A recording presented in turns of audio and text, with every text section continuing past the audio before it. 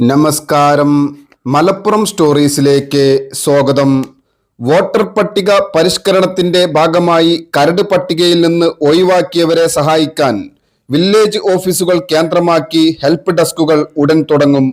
ഉദ്യോഗസ്ഥരെ നിയോഗിക്കുന്നതിനടക്കമുള്ള നിർദ്ദേശം കിട്ടിയാൽ പ്രവർത്തനം തുടങ്ങുമെന്ന് റവന്യൂ ഉദ്യോഗസ്ഥർ വിശദീകരിച്ചു.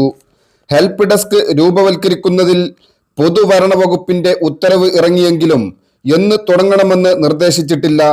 ജനുവരി 23 വരെയാണ് പരാതിയും എതിർപ്പും അറിയിക്കാനുള്ള സമയം.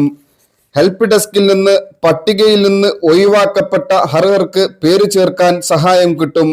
വില്ലേജ് ഓഫീസിൽ സൗകര്യക്കുറവുണ്ടെങ്കിൽ അടുത്തുള്ള സൗകര്യപ്രദമായ കെട്ടിടത്തിൽ സഹായ കേന്ദ്രം ഒരുക്കും. ഓരോ സ്ഥലത്തും 2 ഉദ്യോഗസ്ഥരെ താൽക്കാലിക ജോലി ക്രമീകരണ വ്യവസ്ഥയിൽ നിയമിക്കും. കൂടുതൽ ജീവനക്കാരെ ആവശ്യമുണ്ടെങ്കിൽ മറ്റു വകുപ്പുകളിൽ നിന്ന് നിയോഗിക്കും. ഉന്നതികൾ, തീരദേശ മേഖല, മറ്റു പിന്നോക്ക പ്രദേശങ്ങൾ എന്നിവിടങ്ങളിൽ നേരിട്ടെത്തി അർഹരെ കണ്ടെത്തും.